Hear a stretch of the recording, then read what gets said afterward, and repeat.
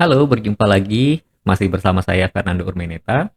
Kali ini agak sedikit berbeda karena saya ingin memberikan sebuah pandangan pribadi mengenai apa yang sedang terjadi di masyarakat. Saya yakin teman-teman pasti mengikuti ya di publik Jawa Barat terutama mengenai kebijakan dari Gubernur Jawa Barat yang mengirimkan anak-anak yang berperilaku dianggap nakal ke barak militer. Nah, ini menuai pro dan kontra. Ya, kita sudah bisa menyaksikan gitu ya di berbagai media ada pihak-pihak yang mendukung dan menganggap program ini adalah program yang bagus. Lalu juga ada pihak-pihak yang melihatnya dari segi aturan, di mana dipertanyakan apakah ada peraturan perundangan yang mendukung hal ini. Lalu kemudian juga ada dari barangkali ya kita bisa mengatakan pemerhati anak seperti itu ya, yang kemudian mengkhawatirkan apa sih dampaknya untuk perkembangan mental anak ke depannya ketika anak dimasukkan ke dalam barak militer. Nah, teman-teman pastikan menyaksikan sampai selesai karena kita akan mengupasnya secara tuntas.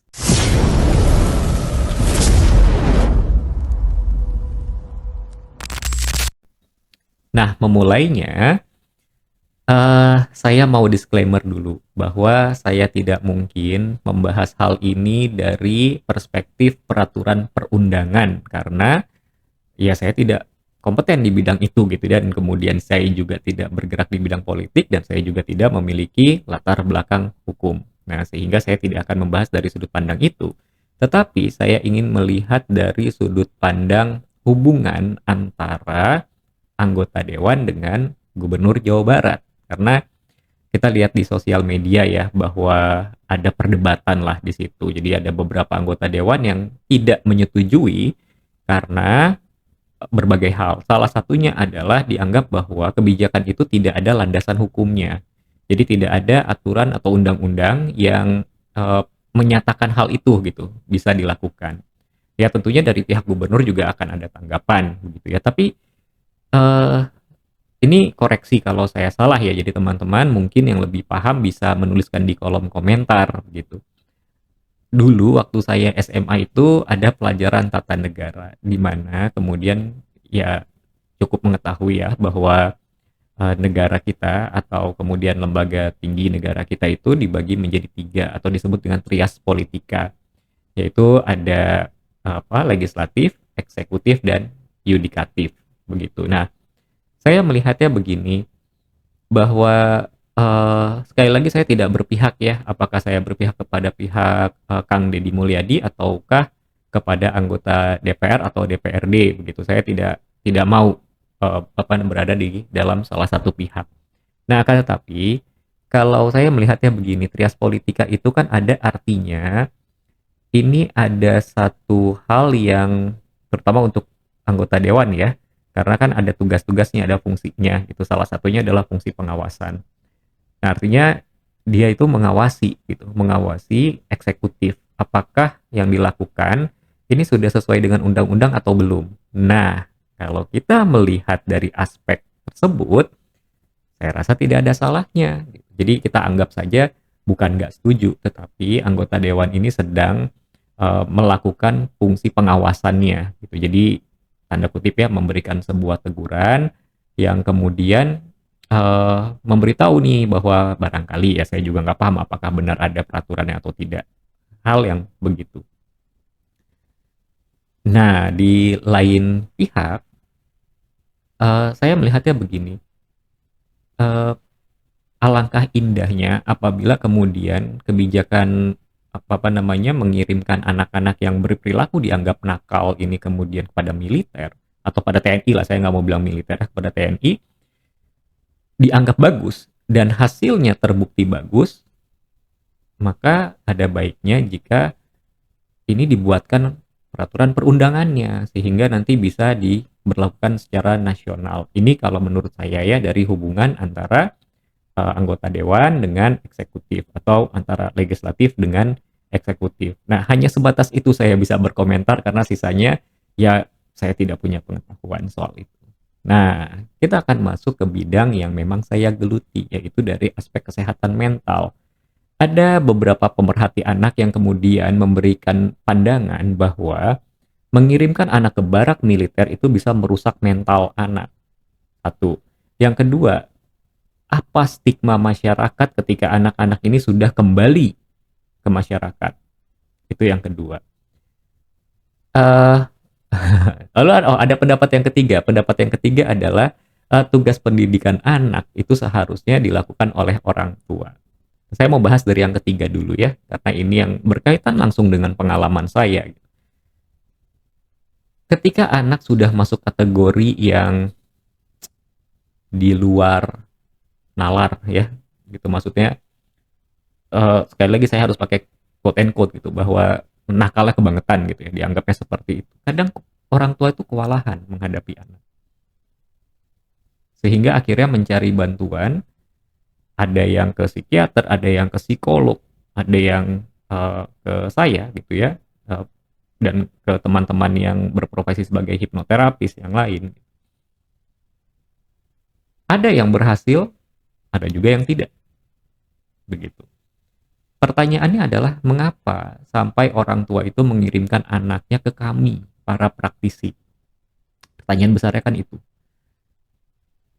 Artinya jawabannya gini, orang tuanya itu sudah tidak sanggup. Kita tidak mengatakan orang tua yang memang ya katakanlah mungkin kepeduliannya agak kurang gitu dalam hal-hal seperti ini. Tapi kebanyakan orang tua, saya tidak bisa mengatakan persentasenya ya. Persentasenya itu karena saya eh, waktu membuat video ini memang belum menghitung gitu statistik di tempat saya itu berapa berapa persen sih gitu ya orang tua yang kemudian memang kewalahan menghadapi perilaku dari si anak.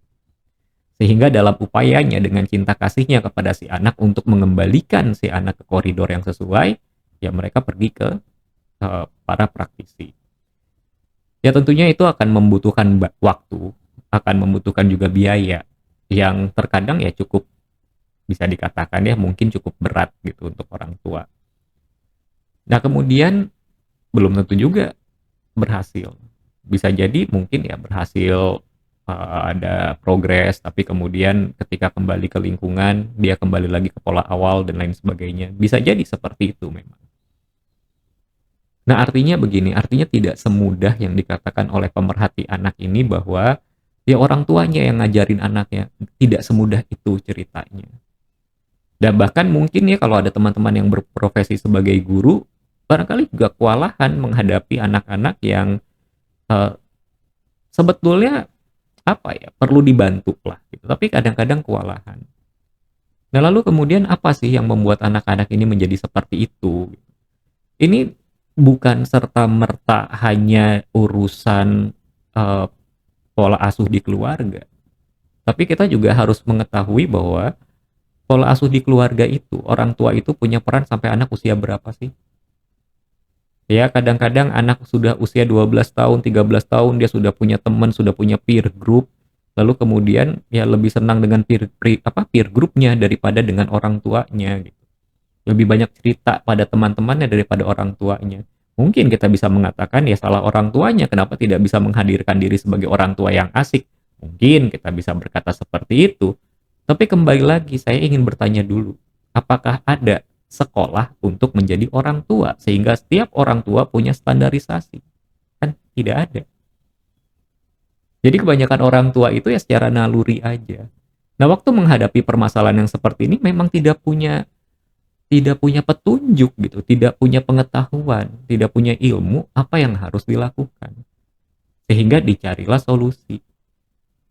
Seperti itu dari sudut pandang orang tua. Jadi sekali lagi, ya dengan segala hormat gitu, tidak semudah itu mengatakan bahwa ya ini adalah tugasnya orang tua. Tidak semudah itu. Begitu ya. Nah, lalu kemudian dari stigma, ada yang mengatakan bahwa anak-anak tanda kutip nakal ini kalau dikirim ke barak militer itu akan membuat sebuah stigma sehingga nantinya ketika dia kembali ke masyarakat dia akan dicap macam-macam oleh masyarakat.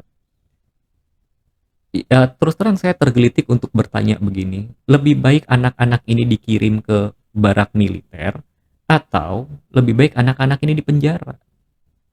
Mana stigma yang lebih apa namanya lebih menyakiti di masyarakat.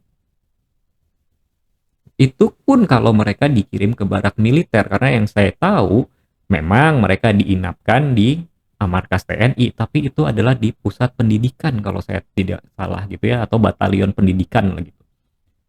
Jadi mereka bukan diajarkan seperti orang yang ikut wajib militer. Kalau dari apa yang saya lihat ya, sekali lagi saya tidak ke sana, memang belum ke sana, tapi yang saya lihat dari sosial media itu dan kemudian juga Kaseto sudah ke sana, sepertinya yang dilakukan itu mirip dengan kalau kita melakukan LDKS atau ikut latihan dasar kepemimpinan siswa. Mirip seperti itu. Jadi diajarkan baris berbaris, kedisiplinan, yang seperti itu.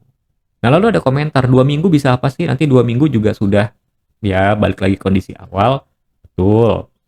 Dalam 2 minggu kita tidak bisa berharap banyak. Nah, akan tetapi, kali lagi ya, ini kalau saya lihat di media, ini akan ada evaluasi. Jadi setiap bulan itu anak-anak ini akan dievaluasi perkembangannya seperti apa. Begitu. Nah, akan tetapi, kalau saya boleh memberikan usulan saya begini. Semoga ini didengarkan oleh Pak Gubernur ya. Usulan saya adalah kita perlu memahami dulu apa sih yang membuat seseorang itu perlu berubah. Yang pertama, harus ada tekad dari yang bersangkutan, harus ada niat. Oke, katakanlah anak-anak mana ada sih yang ya misalnya yang sudah bangor gitu kalau kata orang Sunda ya. Terus kemudian punya tekad sendiri banyak sebetulnya. Tapi memang anak-anak ini kemudian sedikit dipaksakan untuk memiliki tekad berubah. Nah, tentunya pendekatannya pun berbeda. Mungkin ada yang pendekatan spiritual di sana karena kan kita tidak tahu ya apa yang terjadi di dalam ya. Mungkin ada apa namanya, pendekatan dari hati ke hati gitu. Mungkin seperti itu gitu. Karena kalau saya lihat kok lumayan cepat gini perubahannya gitu. Nah, lalu kemudian yang kedua adalah lingkungan. Nah, dengan anak-anak ini dikirimkan ke satu ya katakanlah asrama gitu ya, ini akan membuat mereka memiliki lingkungan yang kondusif untuk perubahan. Nah, ini yang dibutuhkan untuk kita bisa berubah menjadi lebih baik. So, anak-anak ini berubah jadi lebih baik. Nah, di titik inilah kemudian begini, Bapak, kalau saya boleh usul.